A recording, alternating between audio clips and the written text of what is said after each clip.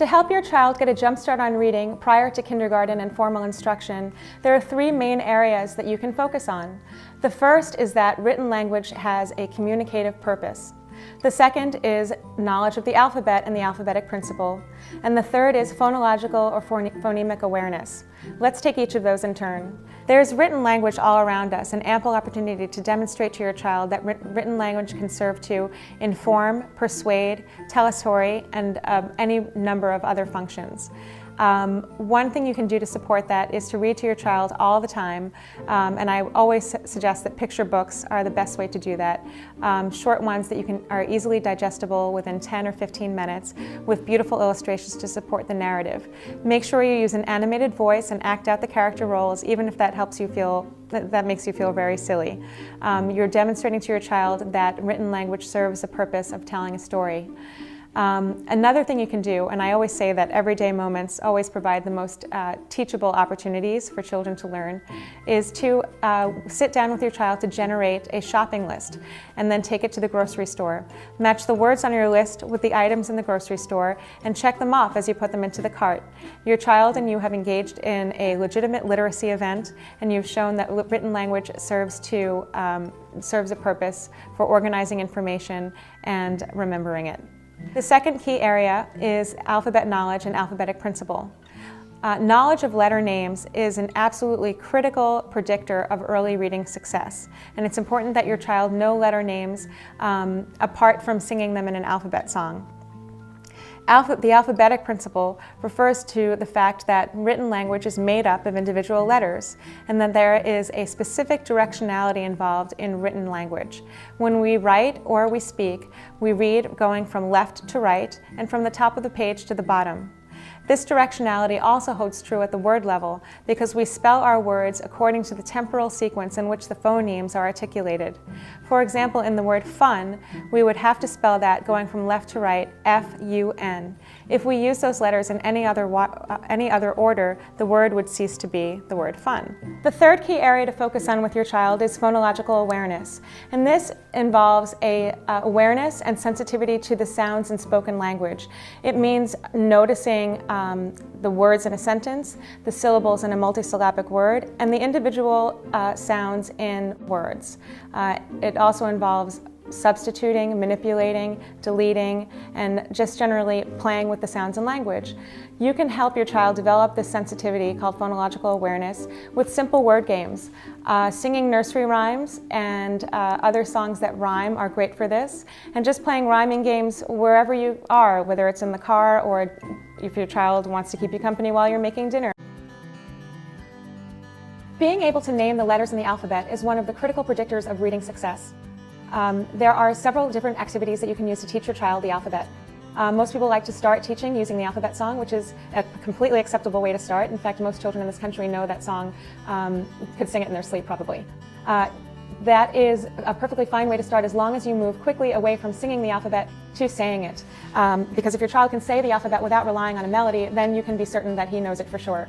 I always like to use visual aids, and I think that any teaching, when it can be multisensory, is going to be much more effective. If you can have your child say the alphabet, each letter at a time while pointing to it, they're getting that tactile feedback and also the auditory feedback from pronouncing the letter name, looking at the letter, and touching it with his finger. Another really helpful manipulative are these 3D letters. These are mine, and they're just regular block letters that you can do out of order or move around. They can be easily manipulated. And again, it's a letter identification task. Another great teaching tool I like to use is this alphabet mat. It's got the alphabet in block letters across the top as both a reminder and also a point and say task. And then you can also go back to your three-dimensional letters and as a separate or additional activity, put the letters in sequence going around the arc. So here's my M, I'd place the M on the M, A, and then B, going all the way around. Knowledge of the sequence of the alphabet is also going to be really helpful to your child going forward. Simple flashcards are also a great tool. These are my uppercase flashcards, and you just go one by one and ask your child to name the letter as you go through. For more advanced alphabet learners, this is called a missing letter deck. You are prompting the child with 2 letters to give you the third one that's missing. So in this case, it's D, E, and your child will say F. Go on to the next one, F, G, H, and so on. Again, knowledge of letter names is one of the most important predictors of how quickly and easily your child will acquire early reading skills. And it's important that letter names be taught explicitly and directly, starting in preschool. Phonological or phonemic awareness is a crucial factor which predicts how easily your child will develop early reading skills.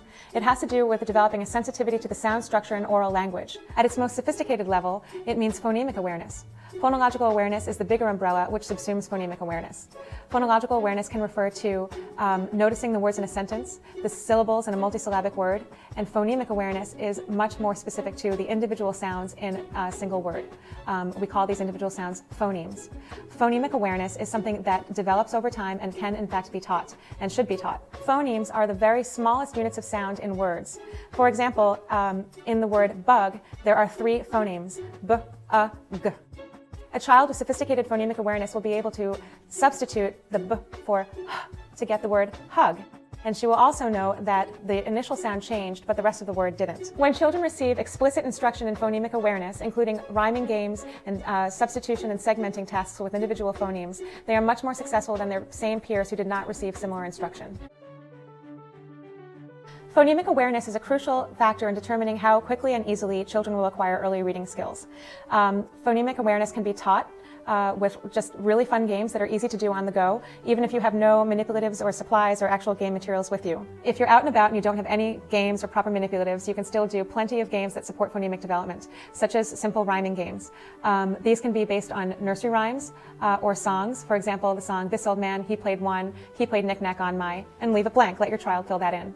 You can also just brainstorm rhymes for words such as mat, and he'll generate sat and fat and bat. Then you can move on to doing alliteration games in which you can suggest an initial sound like g, and your child can help generate words that start with that same sound, such as go and girl and gorilla, and you can do this with any sound that you can think of. Other phonemic games you can play are syllable counting, in which you can suggest multisyllabic words and you can together clap out the syllables in those words, like emergency. Emergency has 4 syllables, and that is an important phonemic skill. At a much more sophisticated level, you can ask your child to add, delete, substitute, or manipulate individual phonemes in words. For example, if you ask your child to say the word seat and then say it again without the s, that means saying eat. Another great game to play is what I call odd one out, in which you would give your child a series of words such as bat, boy, tub, and bird, and ask which one doesn't belong. Well, the answer is tub because it's the only one that doesn't begin with a b sound. If you practice phonemic awareness, your child will be much better able to absorb and retain the phonics instruction that he receives formally in school.